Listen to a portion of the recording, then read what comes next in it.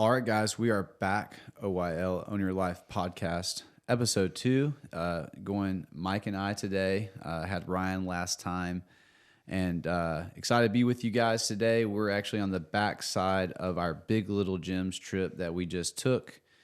Big Little Gyms is our coaching for what we do. Just like we coach our members in our gym, we have a group that we're a part of and coaches who coach us in what we do and what we're trying to accomplish in the gym. So that's what we're coming off the backside of. And we're going to talk a little bit about that, but also we're going to talk about a framework that our main coach, Will, talks about frequently. And it's really cool because what we do in the gym and then what their coaching we receive, and then when we start to look at other places of, really whether it's a group or a one-on-one interaction or whatever, like these things transcend all different areas of life and are extremely beneficial when you start to see this stuff because, most people have things they want to change or changes they want to continue. When you start to understand some of this stuff, it has to do with how we work as humans. It'll actually help you change. So thoughts on that, Mike, before we start? Well, I was going to say one of the things that we love about going to these Big Little Gym events or just being in the program in general, they talk about fractals. And what's really cool to see is, so a fractal is like, think of like a leaf is the easiest example. But right, you have like the base of the tree, the actual trunk, and then it branches off into a bunch of branches. And then the branches themselves branch off into more branches right down to a leaf. If you look at like the veins on a leaf, they break off into more. And so each one is like a zoomed in version of the previous step. And so that's one of the interesting things that I've loved to think about, watching the way that Big Little Gyms coaches us, the other clients interacts. It's actually a great example for some of the ways that we can bring that down to our members at the gym level. Obviously it's slightly different subject, but like the coaching is the same. And like, so these principles we're going to talk about today, like a lot of this stuff is cool for us to learn as gym owners, yes, to change ourselves, but we also get to bring it down to the next fractal level, which is us to our gym members who are also trying to make a life change. And then after that, I've thought about this one before, is what's the step after that? Like, who are they taking it to? And hopefully that these people tend, they'll rise up, and as they go through some of this personal development, they can be leaders in their own family and take this to the next fractal, the next microcosm, but that's their family. And so like me, myself, in my household, taking some of these principles and applying them at the family level is pretty cool as well. So that's why we like to talk about this. And shout out to BLG for just the example of it all. But that's what we also want to bring to you guys today. So we're going to jump into it.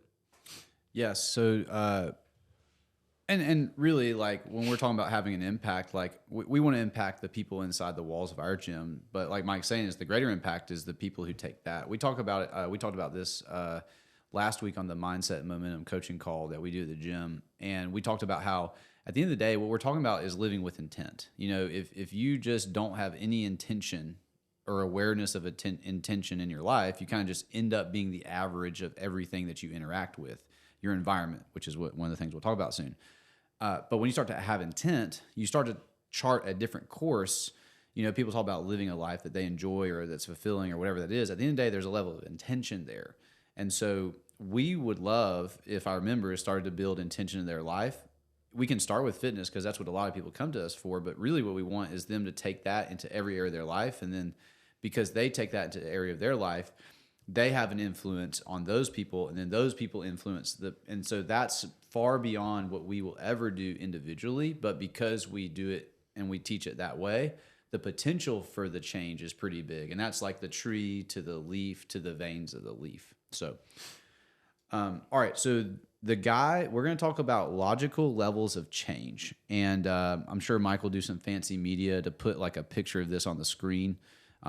But we're going to talk about or check the show notes. Yeah, you can check the notes. Still working on it. Or you can search Robert Dilt's, Dilts, Logical Levels of Change. So he was one of the originators of neuro-linguistic programming, which is a form of, call it therapy.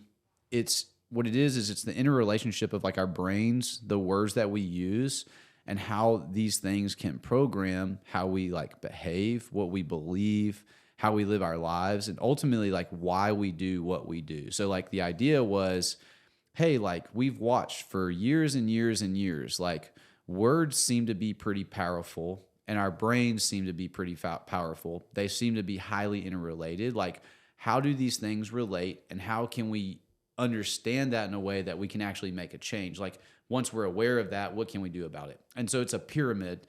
So, like, I'm looking at it right here. Whenever you use a pyramid framework, like CrossFit uses one, a lot of people use a pyramid framework. The idea is that you have things that go up the pyramid. So, like, you have an item, and then above it is another item.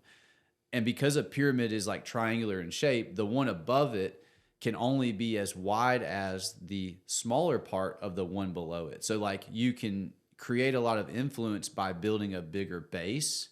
And then because you build a bigger base, you can then increase the size of each one. So sometimes, though, if you spend too much time on the top piece, you can grow some, but it can only grow as much as you address the pieces below it. And so we'll talk about how that works. Okay. So this logical levels of change. And yeah, I mean, I think this is one of the cooler frameworks because this addresses like, it's how we look at like literature, like books being written, stories being told, all of that. And we tend to look at that in our own lives as well. So like this really has to do a lot with like how we more easily see the world. So logical levels change. So do you just want to go up it one piece at a time? Okay. Yeah, let's do it. So go ahead, Mike. What is the base? This is the one at the very bottom. What is the first one? All right. All the way at the bottom is the environment, your environment. So this is like the where, the when, who you're with, like your surroundings. A lot of these things are most likely external to you. Probably not as much of stuff in your head, the way you think. This is more where you are. So like we are currently recording in a room where nobody's in here, so we can be more focused on the task at hand. So that would be this is a good environment to record a podcast in, okay? I'm not distracted by other people. Nobody's walking in and out. We're focused on the sound or the video or whatever. In the gym, I mean, we'll probably use the gym as the main example all throughout today, just because that's the easiest one and that's what we talk about the most. But the environment of the gym, you can definitely get a good workout in your living room. We've done it before. But if we're talking about like long-term building the base for potential success or building all the way up to the top, spoiler alert, the purpose of your life is all the way at the top. But if you're trying to build the biggest base at the bottom you want to set yourself up for the best possible chance for that. So going to a gym to work out is a great place for that. That's a normal thing to do at a gym. If you go to a library and try to work out, that would not be a good environment. Like that doesn't make sense. You probably wouldn't get a good workout in. That was really funny. I just made that up. But that wouldn't make sense. That wouldn't be a great place, great environment to change. If you go to a gym with a bunch of people doing a different workout than you versus the one that you're doing, it's still better than your living room most likely, but you're less likely to get hooked in on who you're with, the type of thing you're doing. So that would be, again, that's probably not as big of a base of environment. That's why environment matters. When is another one. This can be set off with a bunch of things, like whether it's like triggers or on my way home from work or stuff like that. But like the when part of this matters as well. Whether that's just like I said, a routine, like on your way home from work, or just at a time that you know you can execute on. If you try to work out at 3 a.m. every day, like that just may not be setting yourself up for your best possible success. Again, as you climb the pyramid, that's probably not a very wide base. But if you set time that works in your schedule, or even better, you build your schedule around that, now you have a better chance of success as we climb this ladder or climb up this pyramid. Yeah, and the idea here is if you know that environment is the base and can have a lot of influence, then you can actually ask better questions about changing something, and you can say, hey, is my environment lending towards the change I want to make, or is it making it harder?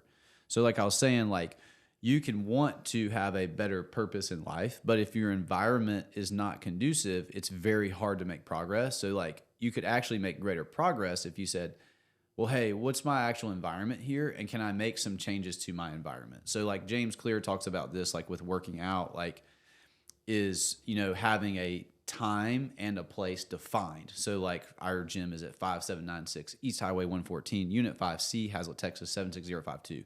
That's the location. I'm going to go to the 5 p.m. class Monday, Wednesday, Friday. So you're saying the day and the dates and the time, you are intentionally creating the environment in which the next piece happens, right? But before you even get to the what or the behavior, which is the next block, you're creating an environment that makes that behavior more likely to happen. So if you want to be the type of person that works out, yeah, you can just go work out. But like, if you really want to get better progress, you actually design the environment to make that easier. Like you get very clear about how it's going to happen and when, so that now it's like, oh, this is a part of who I am. So I would say back to the library example, just as a flip side, like if you're trying to read or study, like the library makes sense as a place to go do that because that's an environment conducive for that. As opposed to if you sat in the middle of our gym during the 5 p.m. class, you probably wouldn't get much reading done. Like that wouldn't, because that's not what the environment's built for. And so like you need to seek that out. And so that's one of the things I like the most about our gym, or that we spend the most time focused on, is creating an environment to make it as easy as possible for you, for a potential member, for somebody trying to make a life change. Jonathan said this in a quote one time on something we posted on social media months back, but he was talking about like if you're rowing a boat, like wouldn't it be way easier to get in a boat with a bunch of other people that are rowing in the same direction as you, as opposed to getting in a boat and everybody's rowing in different directions? Like it's so much easier to go with the flow or assimilate into like-minded people, as opposed to, let's say you, Jonathan, maybe you can jump into this example, but like you went back for your high school reunion, like those were different people, like your friends are different people than they are now because you're a different person. Like that would be a harder environment for you to succeed in then versus now. Mm-hmm. Yeah, I remember when I went, so it was 10-year reunion. When I last saw these people, I was basically a drug addict. So like when I went and met with them, I started talking to them, like I don't live the same life for one. And so some of them to the degree still live the old life that I lived.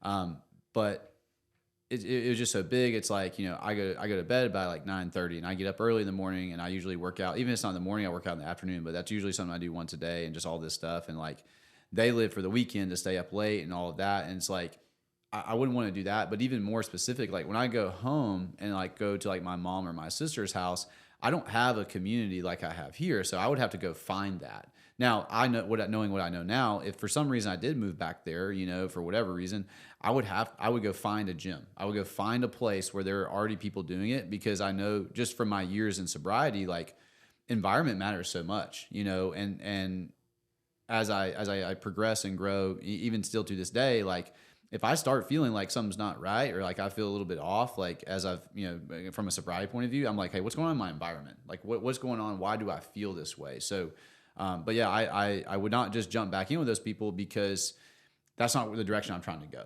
Now, I have built some, pretty good solidarity in my sobriety, so I could tolerate it for a little while, but I'm not going to play that game, because I understand that eventually the environment can erode a lot of things if it's a bad environment too. So now, you want to move on to the next one? Or you got something?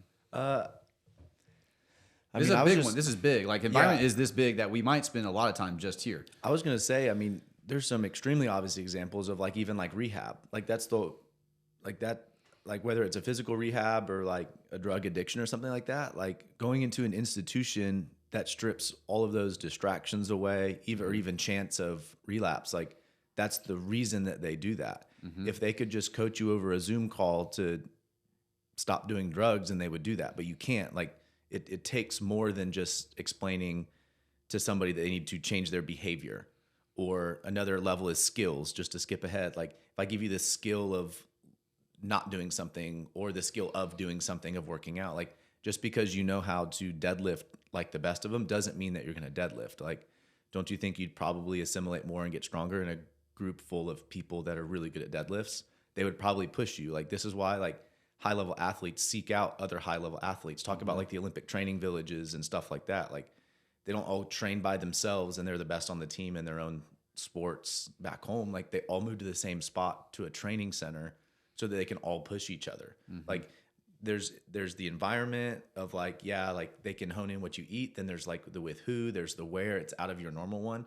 And sometimes like changing who you're with well, changing your environment can also just change your perspective on things. We see this all the time. Like another example I can think of is, would you rather run laps on a track versus run the same distance, but like through your neighborhood? Like just the fresh change of scenery sometimes is enough to keep us going to run a whole mile or 2 or 3 or whatever we're doing, as opposed to 12 laps around a track. Like it's just a little bit potentially more boring. And I would argue that you are less likely to stick with it if you're just running laps around a track only at all times, as opposed to, again, a scenic route, change a park, go to a different park, neighborhood. I mean, I think this is why the treadmill in your basement doesn't get used so much. On top of all the other stuff, like you're just right there the whole time. And, this is why we go on these big little gyms trips, because it's a literally different environment of what we normally are in. And this is, I mean, we own what we call a small business. And I think small business owners just in general, like we can get so entrenched in what we do that we never take a real objective step back. And one of the easiest ways to do that is to, number one, go to a literally different place, different environment, everything, so that the stimulation occurs. And then you go with people who are doing the same thing. And like, I mean, we've already come back and taken a whole bunch of actions, and that comes from, number one, we're out of the literal day to day. So like our minds can actually, like our little brains can actually decompress from the daily stressors. We don't need to worry about that. And then we're interacting with other people who are on a similar mission to us.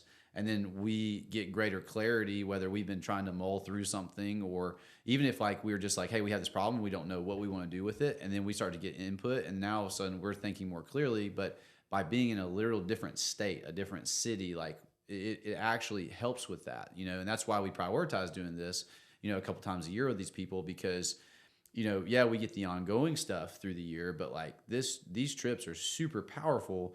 And again, this is like, this works for so many things. And like, again, the addiction thing, like when people reach out to me, they're like, hey, I have a friend that needs to get treatment. What would you recommend? I was looking at this place up the street. I was like, that's your first problem. I said, it needs to be like a longer, like a 2-day car ride away, and they don't have a car. So like, if you really want someone to succeed, I'm in Texas. Like if someone's like, hey, where should I go to rehab? I'd be like New York, because they're going to be far enough away with that it's going to be very difficult for them to leave. They're going to have to make a different type of decision. Because like if you don't have a car, you don't have access to something, and you're like, oh, I'm just going to walk out of this rehab, but you're 20-hour drive, like we're talking like 1,500, 1,800 miles.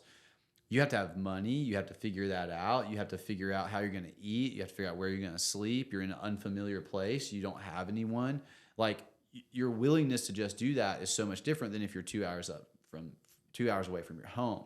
So like that environmental distinction actually leads to more success. And like also, sadly, a lot of people usually don't do that because they're allowing this person to control the decision a little too much, I think. And so rather than be like, nope, like you're going to have to go somewhere away from here.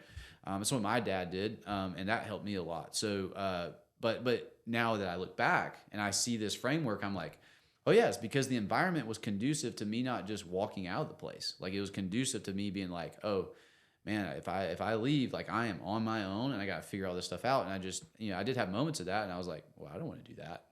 I was like, I don't want to be homeless and figure all this out. And like, and I was in Buffalo in the wintertime, so that was like even worse. So like, yeah, I don't want to walk out in the snow. So it's so big. I mean, this environment thing, and you can do this with anything in your life. Yeah, I mean, anything you want to do, education, career progress, fitness, mental health, just all that stuff. Like you can say, what environments am I in that are not good for me?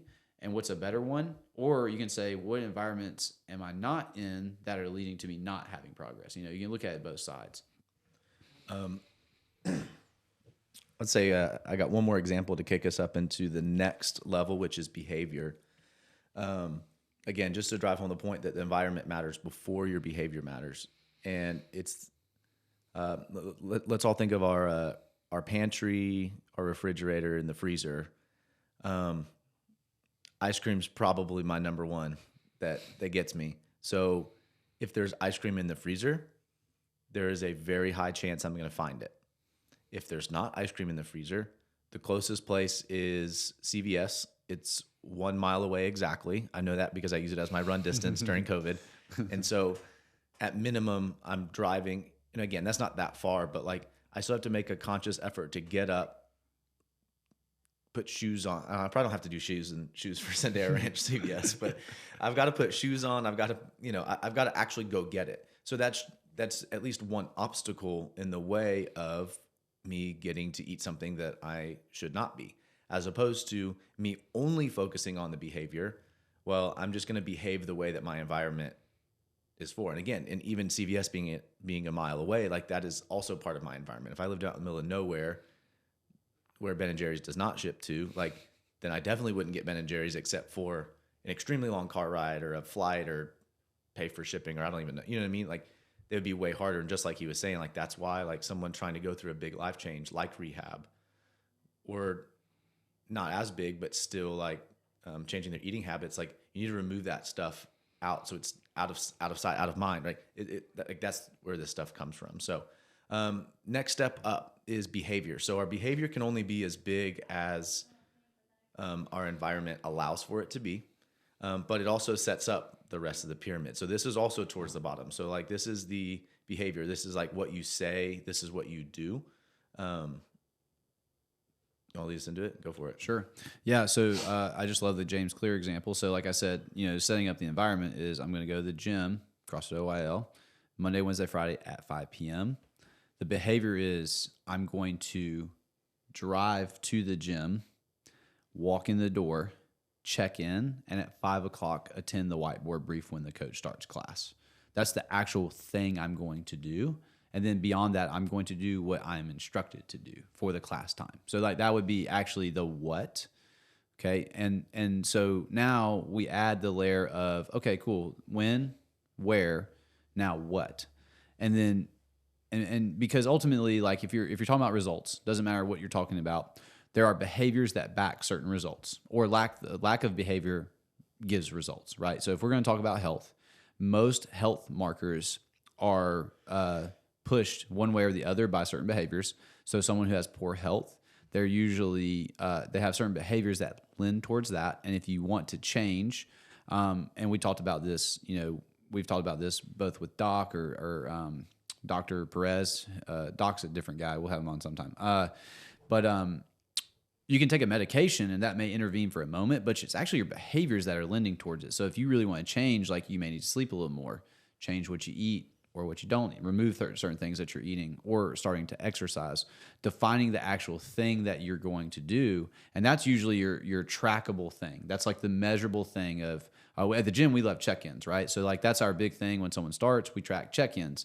The behavior is literally just showing up. And I tell them this when we do an intro appointment, and even in their first couple of weeks, because ultimately a lot of people do feel behind. They feel like a little bit, whether it's an embarrassment or shame or whatever, because maybe they haven't worked out in 12 years. And so they're like, man, I've let myself go. And I don't think there's anything wrong with feeling that, because I mean, it's a pretty natural human feeling.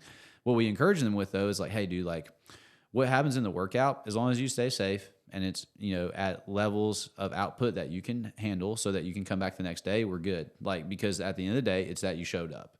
You literally walked in, you know what I'm saying? So like what happens later, it doesn't matter. We try to make that as great as possible, right? But it's the behavior of showing up. And so we want that to be the thing we now focus on.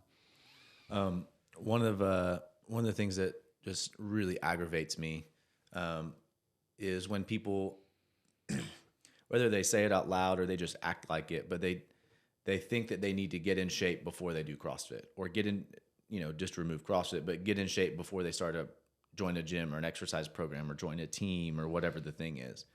And that aggravates me because what they're focused on is the next level after this, which is the skill. They're focused on, oh, I can't do a push-up, therefore I can't go to the gym. And that's backwards. Like, that's the whole point of the gym when we're talking about like the nuts and bolts of what the gym does. And so like, yeah, the environment all the way at the bottom, we're creating that. We're putting yourself in a new environment. But like, if you get to the environment and you're only focused on, can I do a pull-up or a push-up or this certain weight on the barbell or whatever, and you're not focused on the behavior of showing up, listening to the coach, committing to listening to the coach, right? Like, just because you show up, like, doesn't like change everything either. Now, I want you to show up, and we'll talk about that once you're here, but like, if you're not committed to the behavior of listening, obeying, that's a different type of word, but like actually listening to your coach rather than, oh, I'm just going to do my own thing. Like, like you have to let yourself at this lower level of behavior, like show up, listen, do the thing, and we'll build that over time. Jonathan alludes to it already, but like we want you to build the habit of showing up first before we're even that worried about what the workout is that you're doing. Again, as long as you're safe, as long as you can, you're not so sore you can't come back the next day, like we're good. I just want you to build in the habit of Monday, Wednesday, Friday at 5 p.m. I show up to CrossFit OYL. And part of coaching development at our gym, we spend a large amount of time on talking about scaling, because at the end of the day, like, in CrossFit, we like say, okay, this is the workout. This is kind of like the benchmark version of the workout. So like we prescribe certain distances of running or rowing and certain loads for certain movements or even reps. And like the goal of that is to make sure that we actually have some sort of target of where we want to get in the future. But I like to think of scaling of like when we write a workout as it's written, like with the prescribed weights and stuff. We're like it's like a 3 to 5 year thing, right? If someone comes into us, fitness level 0, like I'm like, hey, dude, 3 to 5 years we start talking about that, because it really doesn't matter. What matters is like you're in the right environment, and we're gonna build the behavior, and then we can teach the skills. Like we can build those over time. And Mike's 100% right. Like the frustration, I share the same exact one, and that's, oh, like I need to get better at push-ups before I come to a place where we do push-ups. And it's like, no, you need to go to a place where they make the push-up more doable for you.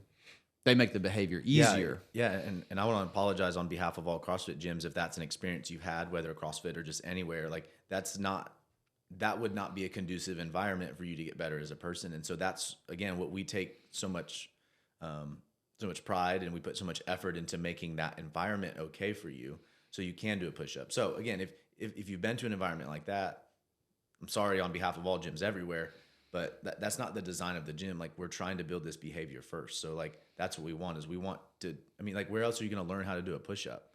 I mean, I guess you can YouTube it, but I don't think we're arguing that a coach can get you there faster, safer, quicker, easier, and not to mention all the stress of you trying to figure it out on your own and knowing if you're doing it right.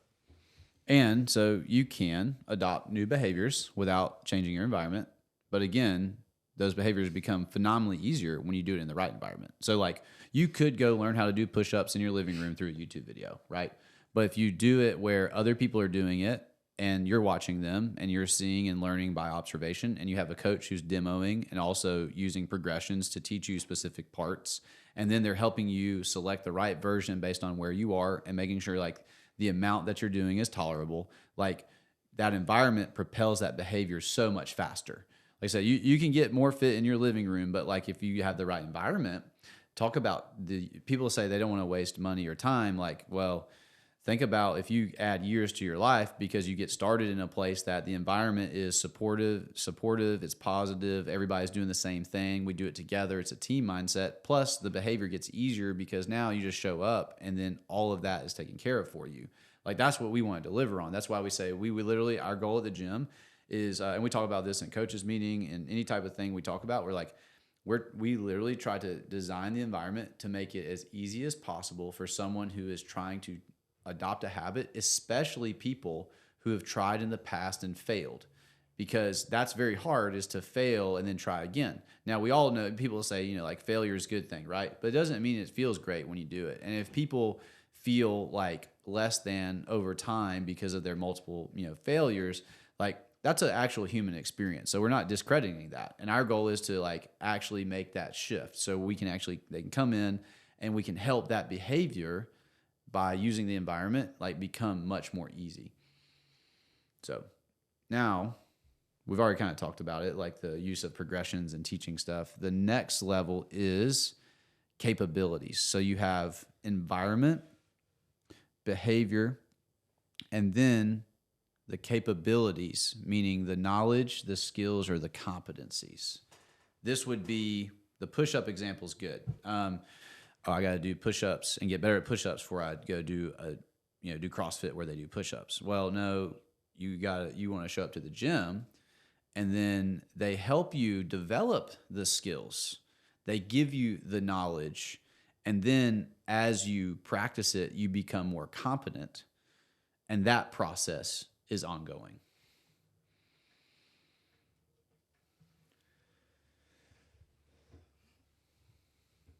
But like, just because you know how to do something also doesn't get you there. And so again, just to drive home the last points of like environment matters and behavior matters, like also just knowing how to do a push-up isn't what gets you there either. These other things have to be built up underneath of it. But again, when you build up all these things underneath it, you hang out with like-minded people. You hang out with let's do the Olympic athlete thing again. Like a training center, they're in an environment. Your behavior is probably dictated for you by a coach for the most part. Then you still have to comply, but like then you can develop more of the capability, more of the skills, whether that's jumping, running, lifting, wrestling, skiing, like whatever your discipline is. As you build that really big, wide environment base, the behavior base, now you have a chance for your skills to also get wide as well. So this definitely matters.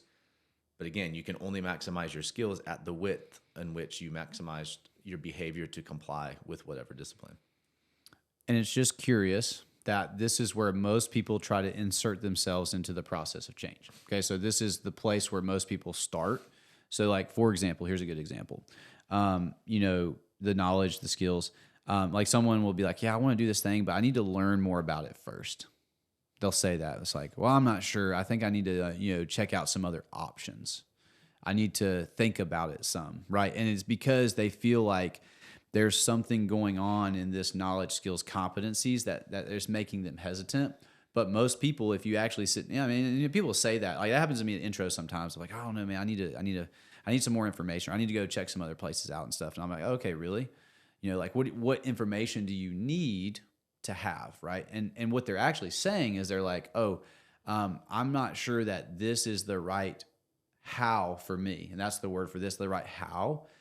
But what they don't realize is that it's actually the right thing because it's going to be a better environment and better behavior focus. And they're just looking for this level of capability, like, but until I know this, I can't do this, right? And another way we see this is someone will be like, yeah, man, like I've got a full garage gym at home. I used to work out and it's like, I know what to do, but I just don't do it. Yeah, that was going to be pet peeve number 2. I was going to go in on it. Go for it. I have stuff in my garage. I'd say about once a month I hit it. But like, that's not a success. Like, I'm not very successful with that. Now, most of that's because I'm at the gym, hanging out with people and going to class. I love going to class. So, but like, people say it all the time. Like, how many people have the treadmill in the basement or the weights, downstairs or whatever, or in the garage, and yet they don't do it. I was, I think the term is having a discussion with someone in some comments the other day. I don't remember what it was. It was a video I posted or the gym posted or something. In the discussion that we were having in the comments was basically someone was like, you don't need to pay money for a coach. All this stuff is out there on the internet. And one of my responses was basically like, yeah, like, of course it's all out there on the internet. Like, we produce content to teach you how to do a push-up. Like, we're working on video for that right now, filming it tonight. But like, you can get all the skills and you can learn the skills of it. But like, again, it's only as big as the base that's underneath it. And so like, I also want to fully admit, I would never deny this in front of anybody. Like, we didn't reinvent fitness. Fitness reinvented. It sounds like there's a fitness brand out there. Has to be. It's like something evolved. Mm-hmm. I don't know. Anyways, is that Derek's gym? I don't know. Fitness evolved. It's somebody. It might be, but yeah. But like we didn't make this up. Like even the invent of CrossFit itself, like he might have mixed stuff up in a different way, but people have been deadlifting stuff as long as there's been, something on the ground that you can pick up. This goes all the way back to Adam and Eve. Like, they deadlifted something, whether they were doing it with steel and a barbell or not, doesn't matter. But like, human movement's been around forever. Putting a name to it, and even that at this point, pretty much every movement's named. It's pretty rare that I hear a new movement or I hear of a new movement, and usually it's just somebody else's version of naming it. But like, we didn't invent fitness. We didn't invent CrossFit. We're just applying it. And so like, yeah, you can go to the scientifically backed this or scientifically backed that, or argue. Diet's a good example of this one. You can argue up and down until you're blue about all the different diet trends or versions of diet or versions of eating and this and that. But like, again, we can't even have that discussion until you're actually even willing to follow the program, which is the behavior. And again, you probably can't follow the program well until you're in a good environment. So the skill or the capability or the knowledge of macro counting or fasted eating or keto or zone diet or like all this type, like none of that, even like the knowledge of that isn't even applicable unless, again, you built the behavior to even follow the program, and then you live or work or exist in an environment to support all of that. And people will get trapped here. We've been doing this. Jim's in year 8. I've been doing CrossFit myself since 2012, and Mike just shortly after me. But what will happen is like people will think they have knowledge and defend it, especially if we use like the word health of what's healthy, and they'll defend that competency. But if you look at their behaviors and the current results in their life, you're like, I don't know, I think you might have some health problems. And so like, but people will think they have the right knowledge and back it with what we'll talk later soon is beliefs. And because of that, they won't change their behavior or admit that their behaviors are not lining up with what they think they know, or the results of their behavior are actually not equal to what they believe to be true. So it's like, oh yeah, whatever it is, like whatever you would say, like this thing is healthy, and they're like, oh yeah, I believe this, and I know this to be true, but like they have health problems, like actually metric-based health problems, like whether it's through blood work or whatever, like they're trapped by what their knowledge base that they hold on to, and it'll keep them from taking action, and they'll just keep defending bad behaviors and bad environment rather than admitting like, oh, maybe I'm off here. I need to adjust my environment or my behaviors. So that's something to be aware of when you look at this level of the pyramid. Like I said, it's where a lot of people try to insert themselves into change. They're like, oh, I need to change. I need to learn how to change. Nothing wrong with that. I mean, being aware and investigating is great things. But once you become aware of that environment and behavior are more important than what you know, like, what do you do? Well, Louis Simmons passed away last year. Westside Barbell. Dude, one of the strongest gyms in the world, man. People who want to get strong, that might be a good place to go, right? And he's not a scientist, but he's very science-based. I mean, but like at the end of the day, like when you see what these guys can do, you might say, I don't know, that environment and whatever they're doing is probably going to lead to the results I'm looking for. So you can actually say, where is this result occurring? When are those people, and who are the people that are getting it? When are they meeting? And what are they doing? And then you go and develop the knowledge and skills from that person. So go look at someone who has the results you want and then go there. But a lot of people will just listen to like mass media or what, they learned when they were growing up or whatever and hold on to that, but it's actually putting them down a bad path. I mean, and then Jonathan as well, like I'm a living example of this one. Like we own a gym. We've been doing it for a long time. We're at double-digit years now that we've been involved in this. And even before that, like I was coaching kids how to swim throughout college and in high school. Like I've been coaching for so long. I've known about physical movement for so long. I've done physical movement for so long. I mean, I've taken rest days, but like I don't know if I've ever taken really more than a rest week since I played sports as a kid. I've been doing something this entire time. So I'm very aware of all of this stuff. There's always more knowledge to get, don't worry. But like I know how to work out. I know how to even watch a video of myself and then correct movements within myself if I couldn't figure it out of just by feel. But I still go to a CrossFit class at our gym. I still go to a class maybe somewhere else. I like dropping in at different gyms, especially on vacation or maybe just friends in the area or something. But like I still go to a class and I still participate in class because again, environment matters. That's my behavior. And it doesn't always matter just about the skills of this. Same thing on eating. Like I'm currently in our nutrition program with Coach Melody, and she's leading me through it.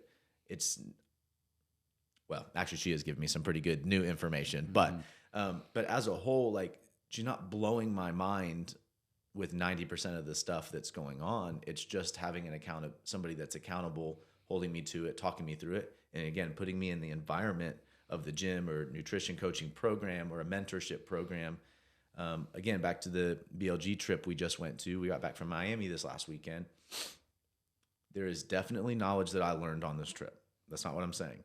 But there's a huge portion of that trip where I heard stuff that I had heard previously. I just had not applied it for whatever reason, whether the timing wasn't right or I had gone back home to my environment here and I wasn't able to apply it. And so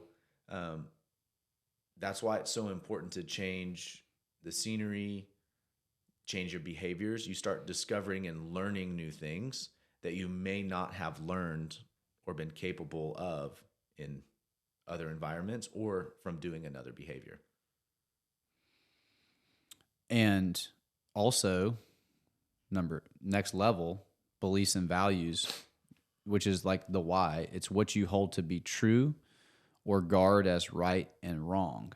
So when we're talking about some of this stuff, like in order to actually address your beliefs, you have to have knowledge that shows you that you may be wrong, right? So, and what can happen is the reason why sometimes you hear something and you don't act on it right away, it may not be that we overtly disagree with it, but we just may be like, yeah, I don't know about that. But then other pieces of that information, we may be like, oh my gosh, like that is something I need to change, right? And then but you keep coming back to it. And that's why this pyramid, like someone's saying, like this pyramid, like it works on so many things because like you constantly are putting yourself in the right environment, you're focusing on behaviors, you're increasing your knowledge and skills, and all of a sudden it's confronting what you believe to be right or wrong or to be true. And then once you admit something might not be true, guess how much easier it is to behave differently? Because you just used this vertical positioning of these blocks of the pyramid to shift a belief. Beliefs are very emotional and they're ingrained over a long period of time. It's not just something that you walk up to someone and say, hey, I need you to believe something different right now. It's actually easier to change a belief when we focus on environment behavior. All the time in intros, sit down with someone, be like, hey, how's your nutrition? They're like, oh, it's pretty good. And I'm not going to sit there and argue with them about what I know to be true about nutrition. Why? Because I understand that I would be asking them to change their beliefs, what they hold to be true, right, and wrong. What I'd rather say is like, okay, cool. Yeah, sounds like you're aware of that. And then because they come to the appointment, because they understand like, I need to do something for my fitness. I'm like, okay, cool. Well, let's get in class, dude. It's going to be easier to it's going to be a better environment for you. It's going to be easier to get started. We take care of everything, the workouts, the training program. We always warm you up. We always make sure that everything's progressed, prevent injury, make sure everything is the right dose for you, like the right amount. And so we make it easy for you to come back on a regular basis so we can build the habit of showing up. I don't need to change their belief about nutrition. What I understand and have seen over the 8 years of opening the gym, we see it all the time now, where if we just let people believe what they want to believe, but we come back to the environment and the behavior and we really nail that down, I know that in time we will get them results because of their new behaviors and potentially behaviors they've never been able to keep doing themselves before. And now they're like, wow, I feel better about myself. I'm becoming more capable. And all of a sudden that belief shifts on its own because of the environment, the behavior, and then the capabilities that we build on that. So like when you talk about believing something to be true, we see this in, health and fitness all the time about what people believe is going to, build their fitness. And like with women in CrossFit, sometimes they're concerned about looking bulky. And they think like, oh, CrossFit's going to make me look bulky. And it's like, actually, no, like it's not a training method that's going to make most women look bulky. You're going to build some muscle because most women don't do any type of upper body training. But in order to actually look like a bodybuilder, that's a significant time investment and also a significant amount of nutritional discipline. But if you believe that CrossFit's going to make you bulky, like you're less likely to do it because that's not what you want.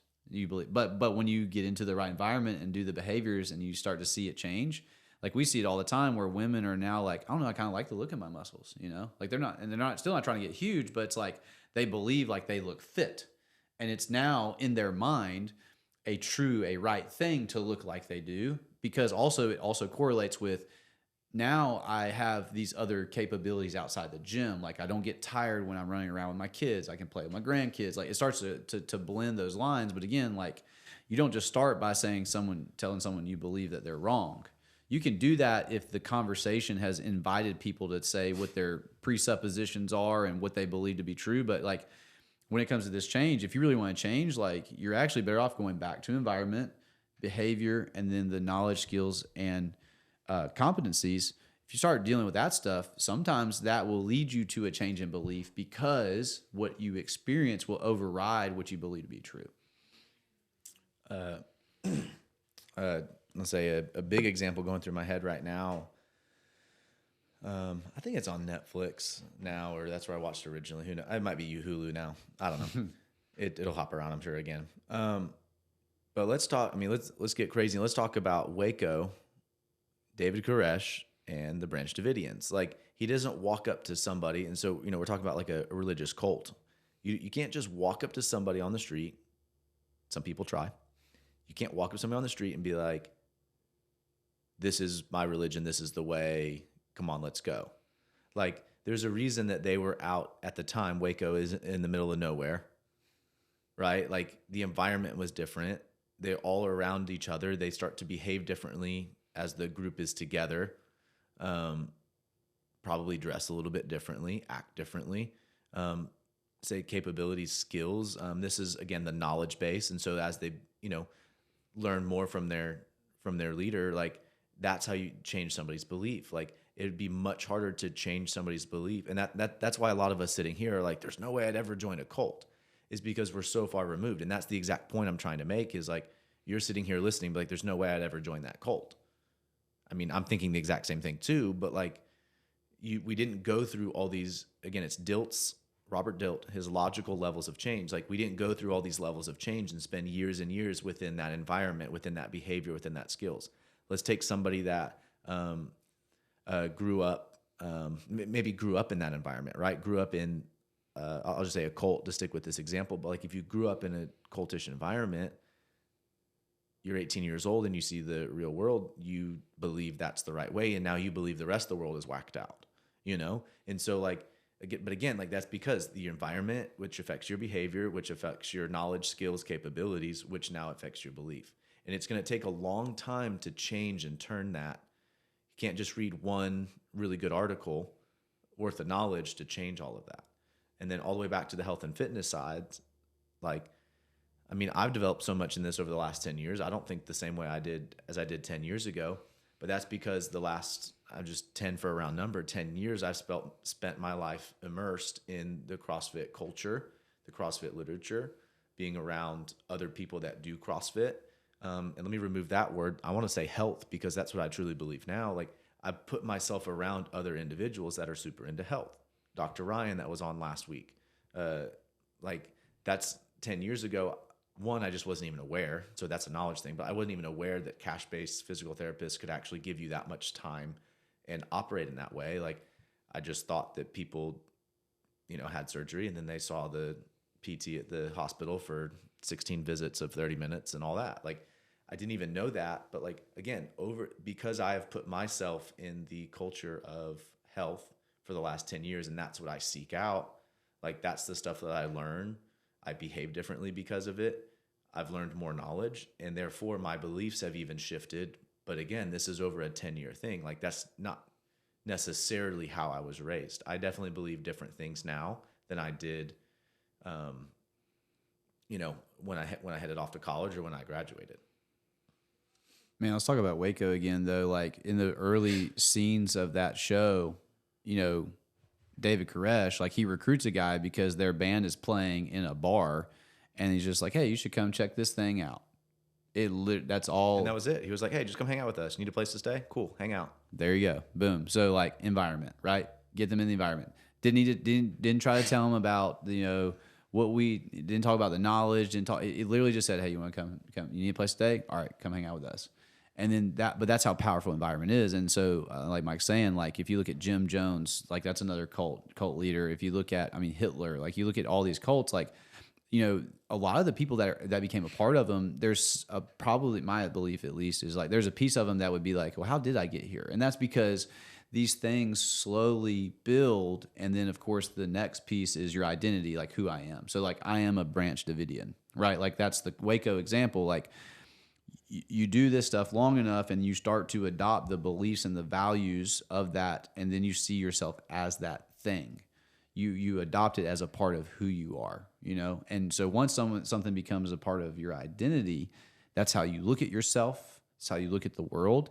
It's a very protected part of us. And so like, that's why like there can be such animosity between the political parties, because they're adopting an identity, and they're adopting it sometimes. And it's not that they're blind about it, but they're adopting the whole picture of I'm a Republican, I'm a Democrat. Well, yeah, I was going to say that. I mean, that talk about just the two-party system, and not to go crazy political, but like how many times, like when you look at what you actually believe, how many times is that fixed on? Because again, belief, and then the next level up is identity, because you have identified as I am a Republican or I am a Democrat. And like, how many times do you see, I mean, I don't know, I would be blown away. I don't know, whatever. List the 45 different issues, you know, and at least to me, it just feels like, oh, I'm Republican, so what do the Republicans say? That's how I decide on this issue. Obviously, there's some themes and stuff like that of like state versus the federal government and stuff like that. Like there's themes within it, but like I remember even in high school thinking like I don't even understand why this one party thinks this one thing. Like it was like there was another power pulling it higher, and that's again the identity of like I identify as a Democrat or identify as a Republican versus thinking through each issue. Now, if you only have two people to vote for, I do think that can change a little bit. But like again, like you look through the list of 45 different platforms that they stand on, and like it's very hard to convince somebody just to change. I mean, you're not going to change who you identify with politically like overnight just because somebody said so. Like you'd have to be, I mean, like, we can go all the way back down to the bottom, be in an environment that promotes that, but like it's a long time of you like logically thinking through this knowledge and understanding stuff. You can't just yell at somebody and be like, okay, hey, switch. Like it just doesn't work like that. Like this is so deeply ingrained in who you are. It's your identity. It's who you are, that like you're almost willing to follow. I mean, let's go back to the David Koresh example. You just, okay, do whatever said. I'm a branch Davidian. David, I'm a branch Davidian. Like, okay, that's what he says. And like you almost don't even have, like you're just in this environment behavior. You have the knowledge, and then you're just in this belief of you believe in David. And so, okay, whatever, David, sure. And, you know, whether it's the two-party system, the branch Davidians, you know, how you do, like, I'm a healthy person, you know, like if you have an identity of that, you will shelter everything else on this pyramid. So like you will protect your environment, you will protect your behaviors, you will protect your knowledge, your skills, your competencies, you will protect your beliefs and values. And so once you build an identity, like one of the biggest things, like I think one of the hallmarks of humility is not like being a, you know, like a lot of people, when we talk about the idea of humility, like it's like a form of weakness. Some people look at it like, but I think humility is like being willing to like look introspectively at these deeper parts of us. So like, even if I do identify myself as a healthy person, I still don't allow that to keep me from interacting with other environments, behaviors, capabilities like knowledge or skills and beliefs and values. Like I can only grow as much as I'm willing to subject my identity to new parts below it, right, in this pyramid. So like if you want to have a growth mindset, like versus a fixed mindset, you have to be willing to subject who you are, that you may not be the person you're going to be in the future. You know, and that's a good thing though. I think it's good to be like, okay, yeah, who I am today, I would like to be progress further over time, but sometimes we do shelter it because it can be emotionally, it can feel emotionally unsafe to like open that part of us up and actually be like, well, I don't know, like the political example is like, well, what do I really believe? You know, like most people will never go through those core issues lists and actually say, well, what do I really believe on this? Because at the end of the day, like if you're not careful, it's actually easier to adopt the identity of some other group than it is to like investigate yours. Like it's always going to be easier to be like, well, this is close enough, rather than to be like, no, like what do I really believe? Because then if you start to identify like maybe I believe something different, it conflicts with that identity. I mean, how much easier it is just to click the all Republican, all Democrat button. Straight ticket, like at the bottom of the thing or the top or wherever it's located. Like, close enough, click. Yeah. And if your beliefs are strong enough, you just say, oh yeah, I just click that. You know, like I believe in the identity of this thing more than I do about what's true, right, or wrong. And so that's what most people would call being ignorant, is to believe something but not actually understand it. And that, again, that's dangerous, right? It's like we're talking about inserting yourself in this capabilities part of and if you have a certain knowledge that you believe to be true, but you're not willing to like be introspective, meaning like look internally and actually like look at it objectively, like you can get stuck in really bad behavior patterns and get really bad results. And then the real problem occurs when you blame your environment or somebody else. Like that's actually the real problem here is when you start to say, I don't have a choice of where, when, or with who. That's where we can really get into some bad positions. Which that's what Own Your Life is about, right? Is like living with intention is like, oh no, like you can't control, like even all the way up to identity. You can control this stuff, but it does start with admitting you do have a choice. And I feel like the last like maybe 5-10 minutes, we've been talking about stuff that we keep framing as negative. And we've been using examples of people that have been using these logical levels of change for evil, you know? And but this is also a powerful way to use it for good as well. And so like, I mean, obviously that's what we're about. Like we're here to help you change your health. And so again, Dilt's logical levels of change, if you're looking to actually make a change to your entire life, the top one all the way at top is called purpose. We'll jump into that now, but like the purpose of your life is that one. Like if you're trying to change your life, we want to build all of these steps underneath it in a positive way to help you succeed on whatever that purpose of your life is. If you can, again, set the environment, then you behave differently, then you gain the knowledge, the skills, capabilities. Now you change your beliefs on like what health is. Now you can identify as, I am a healthy person. And you can run everything through the filter. Is this what a healthy person would do? Is this where a healthy person would go? How would a healthy person think? What do I believe is a healthy person? Like you can build all those stuff and you can put all those buffers and ways to keep you going in that. Again, all pointing up towards the top, which is what is the purpose of your life. But without a good understanding and base of all of that, like you can't live out your purpose. So you can claim that your purpose is to whatever, you know, leave a legacy. But like if you don't set up your pyramid based on leading a legacy, then, well, there's nothing left. There's no base when you get all the way up to the top, and now you're not leaving a legacy. And I'm glad that was a good draw out of the point of it sounding negative. And I think the power is the negative examples, just they really drive it home because we may have a distaste for it, but we're like, oh yeah, I see how that works.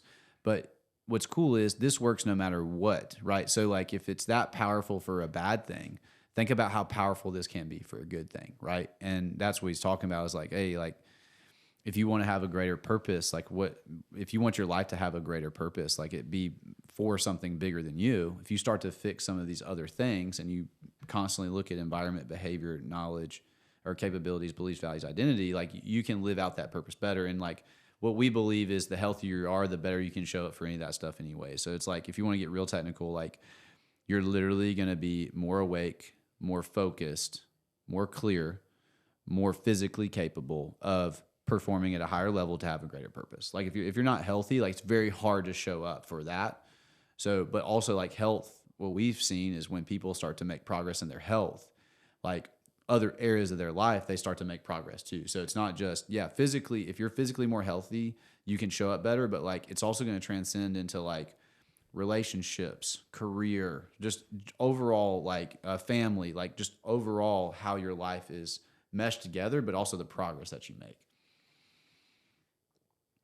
All right, so let's get into call to actions. Like, or sorry, maybe not call to actions, but like all the way at the top of this deal, we've got the purpose of your life. So I would take some time to figure out what that is so that you can build up all this underneath it. And that's the fun part about this pyramid is it's also fun to look from the top going down too.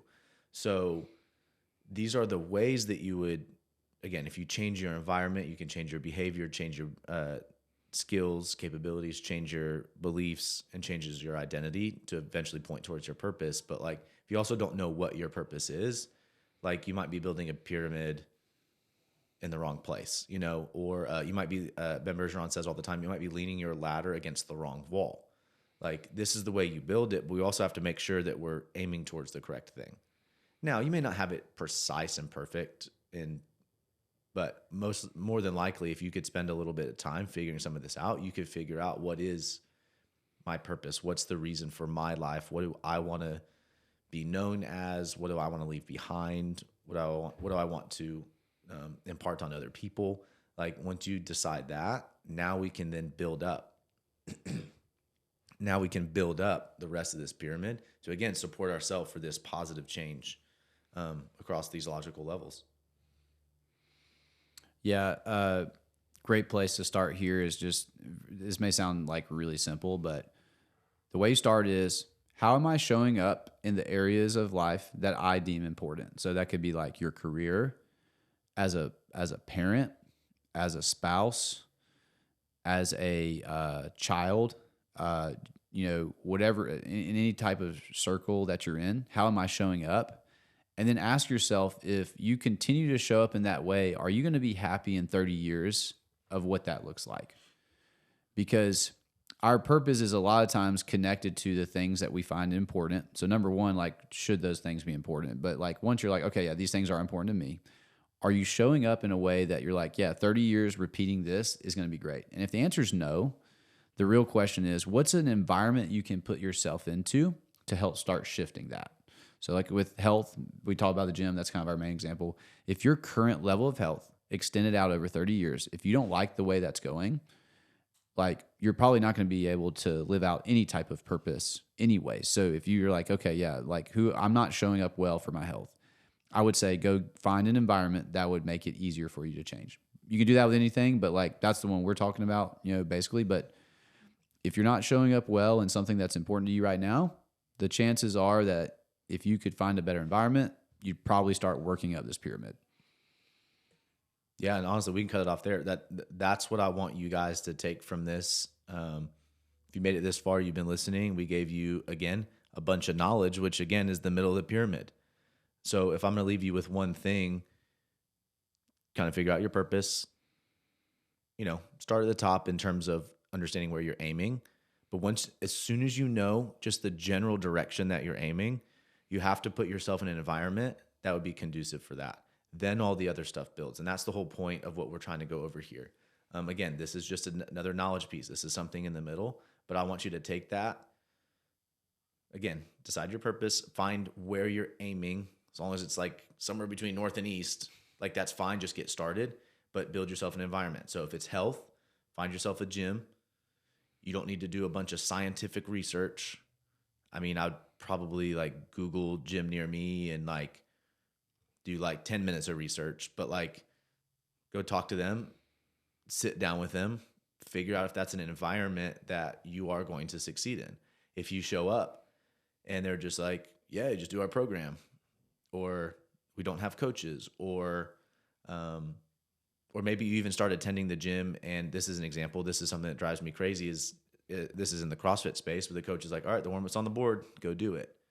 Like that's in order for you to be making these levels of health change, like that's requiring you to change your behavior without the environment having changed. And so it is possible to succeed there.